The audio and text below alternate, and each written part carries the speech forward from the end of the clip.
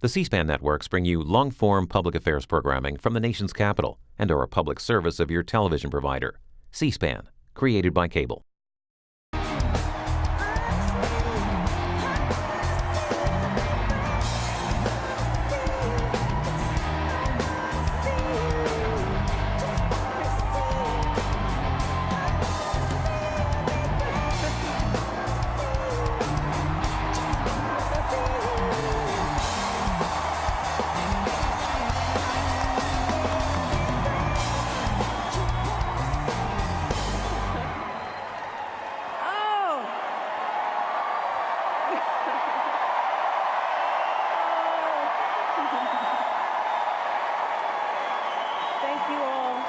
Thank you so much. You know, it's hard to believe that it has been 8 years since I first came to this convention to talk with you about why I thought my husband should be president. Remember how I told you about his character and conviction, his decency and his grace, the traits that we've seen every day that he served our country in the White House. I also told you about our daughters, how they are the heart of our hearts, the center of our world, and during our time in the White House, we've had the joy of watching them grow from bubbly little girls into poised young women, a journey that started soon after we arrived in Washington, when they set off for their first day at their new school. I will never forget that winter morning as I watched our girls, just 7 and 10 years old, pile into those black SUVs with all those big men with guns. And I saw their little faces pressed up against the window, and the only thing I could think was, what have we done? See, because at that moment, I realized that our time in the White House would form the foundation for who they would become, and how well we managed this experience could truly make or break them. That is what Barack and I think about every day as we try to guide and protect our girls through the challenges of this unusual life in the spotlight. How we urge them to ignore those who question their father's citizenship or faith. How we insist that the hateful language they hear from public figures on TV does not represent the true spirit of this country. How we explain that when someone is cruel or acts like a bully, you don't stoop to their level. No, our motto is, when they go low, we go high.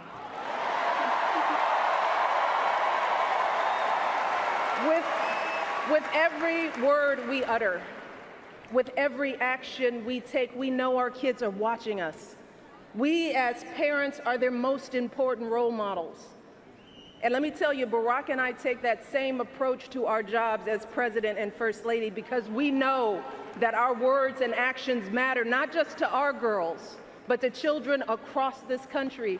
Kids who tell us, I saw you on TV, I wrote a report on you for school. Kids like the little black boy who looked up at my husband, his eyes wide with hope, and he wondered, is my hair like yours? And make no mistake about it, this November when we go to the polls, that is what we're deciding. Not Democrat or Republican, not left or right. No, in this election and every election is about who will have the power to shape our children for the next 4 or 8 years of their lives.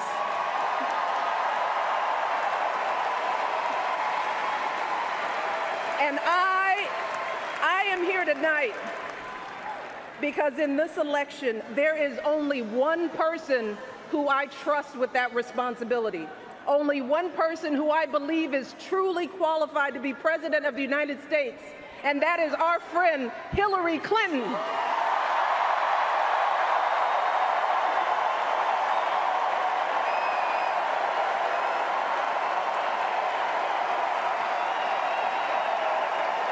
That's right. See,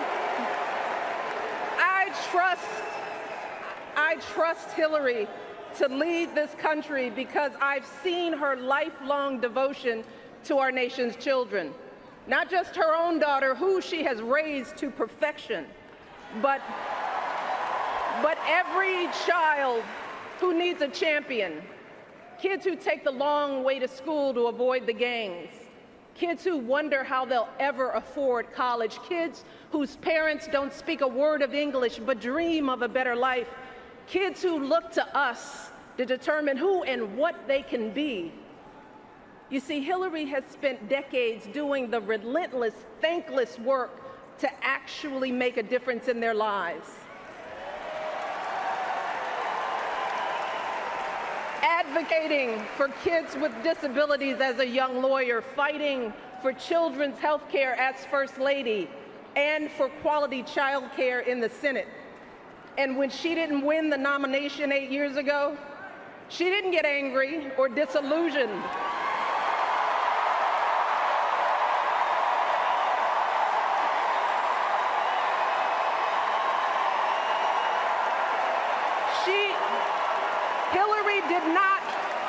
Hillary did not pack up and go home, because as a true public servant, Hillary knows that this is so much bigger than her own desires and disappointments. So she proudly stepped up to serve our country once again as Secretary of State, traveling the globe to keep our kids safe. And look, there were plenty of moments when Hillary could have decided that this work was too hard, that the price of public service was too high, that she was tired of being picked apart for how she looks or how she talks or even how she laughs. But here's the thing. What I admire most about Hillary is that she never buckles under pressure. She never takes the easy way out.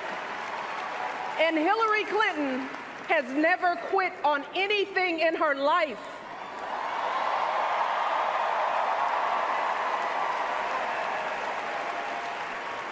And when I think about the kind of president that I want for my girls and all our children, that's what I want. I want someone with the proven strength to persevere, someone who knows this job and takes it seriously.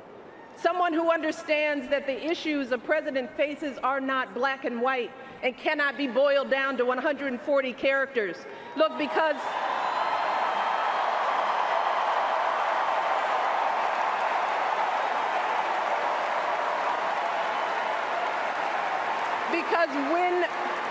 when you have the nuclear codes at your fingertips and the military in your command, you can't make snap decisions. You can't have a thin skin or a tendency to lash out. You need to be steady and measured and well-informed.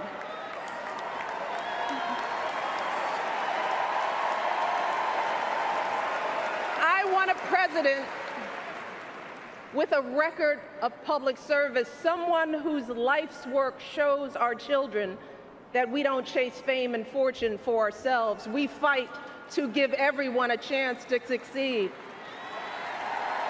And we give back even when we're struggling ourselves, because we know that there is always someone worse off. And there, but for the grace of God, go I. I want a president who will teach our children that everyone in this country matters. A president who truly believes in the vision that our founders put forth all those years ago, that we are all created equal, each a beloved part of the great American story.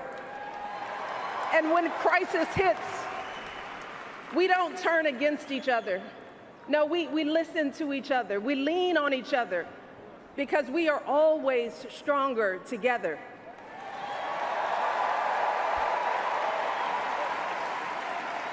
And I am here tonight because I know that that is the kind of president that Hillary Clinton will be. And that's why in this election, I'm with her.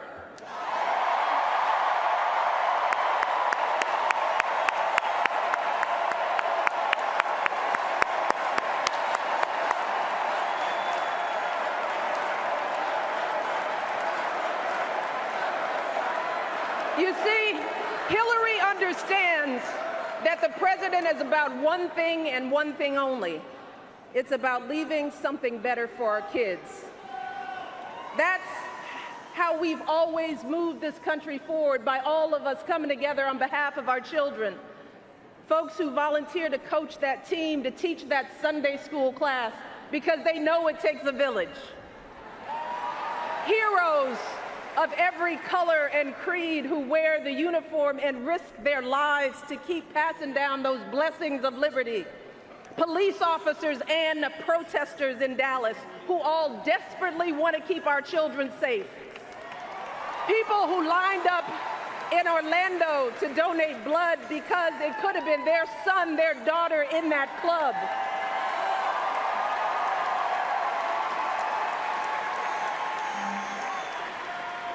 Leaders like Tim Kaine,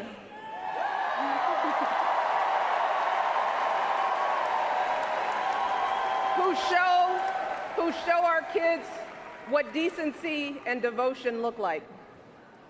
Leaders like Hillary Clinton, who has the guts and the grace to keep coming back and putting those cracks in that highest and hardest glass ceiling until she finally breaks through, lifting all of us along with her.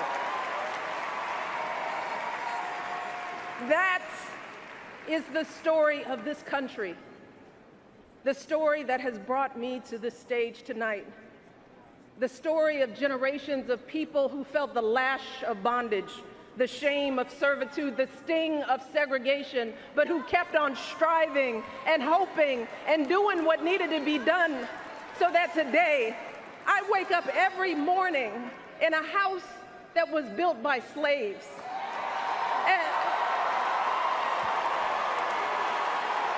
And I watch my daughters, two beautiful, intelligent black young women, playing with their dogs on the White House lawn.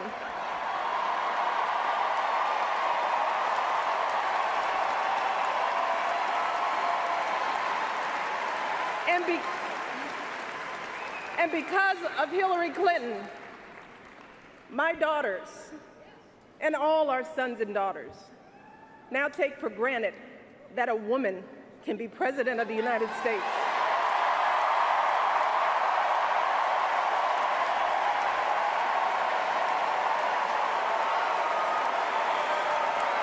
So look,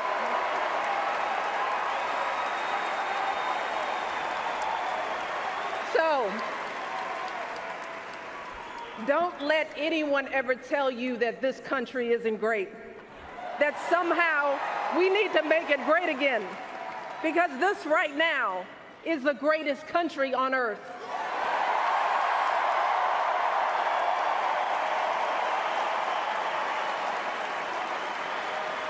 And as my daughters prepare to set out into the world, I want a leader who is worthy of that truth, a leader who is worthy of my girls' promise and all our kids' promise, a leader who will be guided every day by the love and hope and impossibly big dreams that we all have for our children.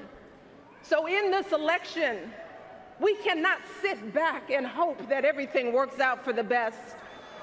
We cannot afford to be tired or frustrated or cynical. No, hear me. Between now and November, we need to do what we did 8 years ago and 4 years ago.